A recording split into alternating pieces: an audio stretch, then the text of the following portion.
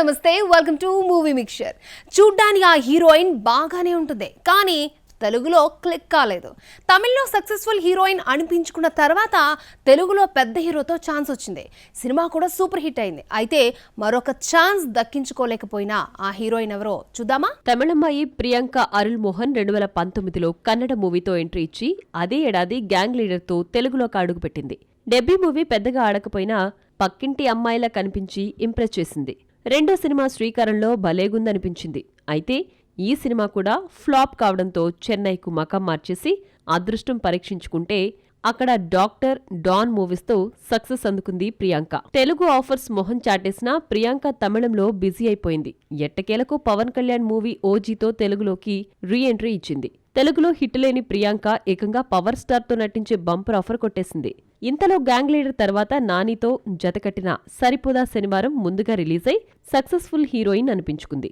ఓజీతో మరో హిట్ అందుకున్నా తెలుగులో బిజీ కాలేకపోయింది ప్రియాంక. కెప్టెన్ మిల్లర్, సరిపోదా శనివారం, ఓజీ వంటి హిట్స్ ఉన్నా ఆ స్థాయిలో ప్రియాంక మోహన్ కు క్రేజ్ రాలేదు. ప్రస్తుతం తమిళంలో 2, కన్నడంలో ఓ చిత్రంలో నటిస్తున్న పేరే కానీ తెలుగులో మాత్రం ఒక్కటి రాలేదు. మరి టాలీవుడ్ ఆఫర్ ఎప్పుడు అందుకుంటుందో చూడాలి. మరి ఎవరి కెరియర్ లో అయినా ఫ్లాప్లు హిట్లు కామనే.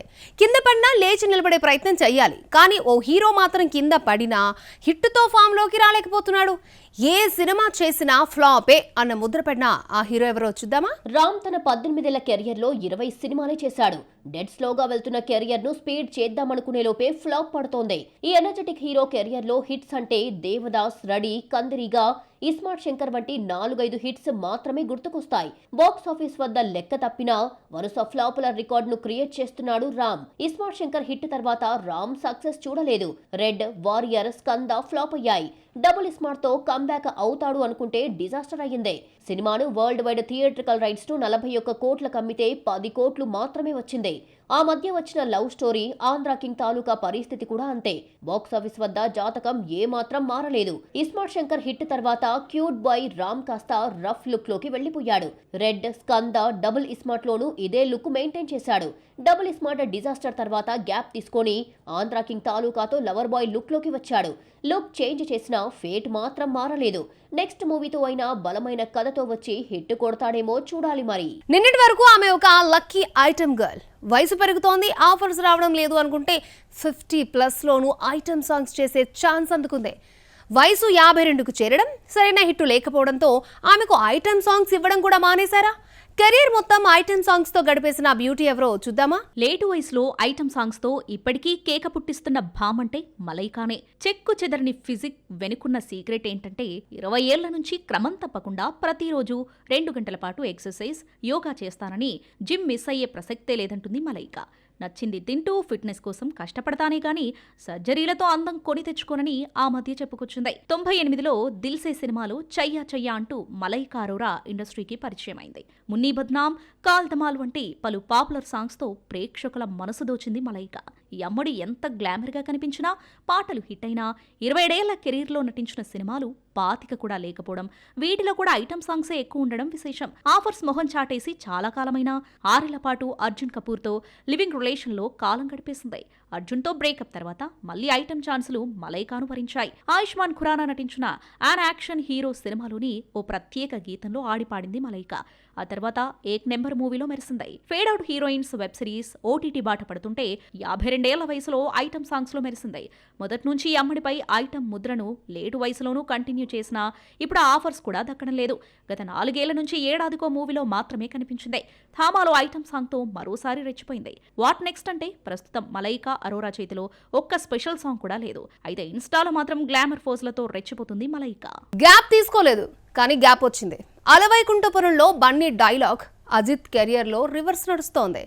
ఆయన ఎప్పుడూ గ్యాప్ తీసుకుంటాడు. సమ్మర్లో వచ్చిన గుడ్ బ్యాడ్ అగ్లీ తర్వాత మరొక సినిమా మొదలు పెట్టలేదు. ఏ సినిమా వచ్చినా ఏడాది తర్వాతే సెట్స్ పైకి వెళ్తాడు.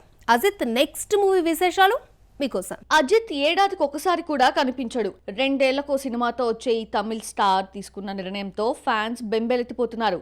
అజిత్ కి ఎటకేలకి గుడ్ బ్యాడ్ అగ్లీతో హిట్ పడింది. కెరియర్ ఫస్ట్ టైం 200 కోట్ల మార్క్ దాటాడు. అజిత్ ని ఫ్యాన్స్ ఎలా చూడాలనుకున్నారో దర్శకుడు అదిక్ రవిచంద్రన్ హీరోకి అలాంటి ఎలివేషనే ఇచ్చాడు.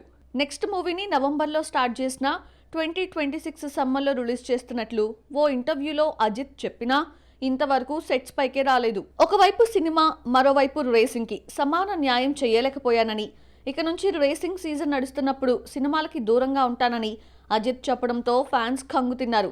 ఈ మధ్యకాలంలో అజిత్ రేసింగ్ పై ఎక్కువ కాన్సన్ట్రేషన్ చేస్తూ సినిమాలను డిలే చేస్తున్నాడు. సినిమాపై కాన్సన్ట్రేషన్ చేయటం లేదని, అందుకే సినిమాలు ఫ్లాప్ అవుతున్నాయన్న చర్చ నడుస్తోంది. అజిత్ రేసింగ్ మాయలో పడి సరైన కథలు ఎంచుకోవటం లేదని ఫ్యాన్సే ఫీల్ అవుతున్నారు.